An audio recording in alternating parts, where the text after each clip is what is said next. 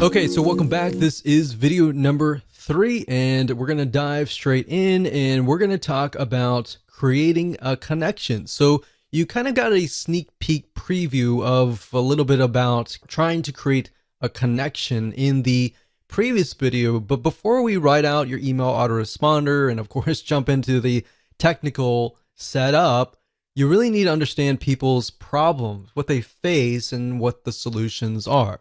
So what I'm going to do in this particular video is to help you figure that out and help you solidify what that really looks like.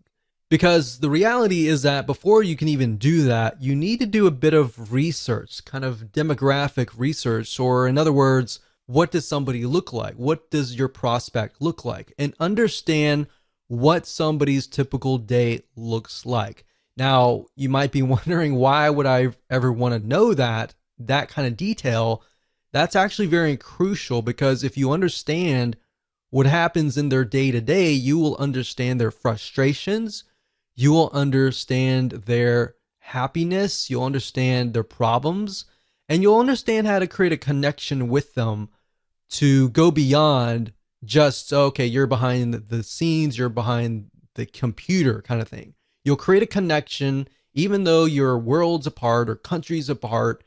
You will create a connection that will click. And that's the end goal of this particular video. That should be the end goal of your list.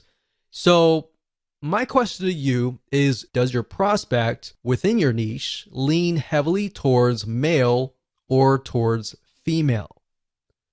Or does it equally move towards both male and female? So in other words, in order for it to lean just towards female, is if, let's say, for example, that niche is 90% female, or even 95% female, or even 75%. But even 75%, you're kind of moving towards that 50% so that it's both male and female. But if it's heavily towards males or heavily towards females, 80% above or 90% or above, then you want to jot that down. The next question is, what is your product or service or affiliate program trying to solve? So let's pick a niche. For example, survival niche. That niche tends to lean more towards males.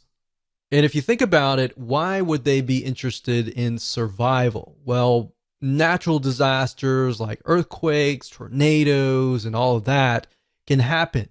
The best thing to do is be prepared. So a lot of times, whoever the breadwinner is, male or female, but this just happens to lean towards males more heavily, they think about what could happen in those situations. Is my family prepared? Or am I prepared enough to help my family in these dire situations?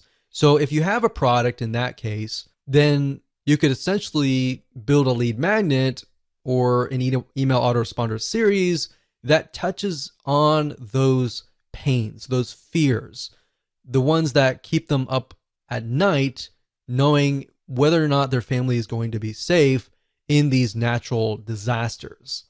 It doesn't matter if you're selling a product or service or an affiliate program. The whole goal of every single one of these items is to build a relationship first. Then you can sell your product, then you can sell your service, and then of course, then you can sell your affiliate program. So oftentimes you'll find that the best converting email autoresponder series, they tend to build a relationship first rather than selling first. A lot of times if you sell first, you'll actually scare people off or piss people off, and they'll simply go to your competitor. So if you think about these things and what essentially keeps them up at night, jot that down right now. In fact, pause this video and jot that down so that you have a better understanding of what you could potentially talk about in your email autoresponder series. And while yes, it does seem a little bit basic, and while you may have heard this over and over again, and you might be thinking, yeah, whatever, let's get on with it. Really, trust me, this is actually very, very important. And this is something that we didn't really even think about long ago when we built lists, and we couldn't figure out why the lists weren't converting, is because if you start with the problem, the pain, and move on to the solution, you have a better gauge of where people are at and how you can get them to a certain point.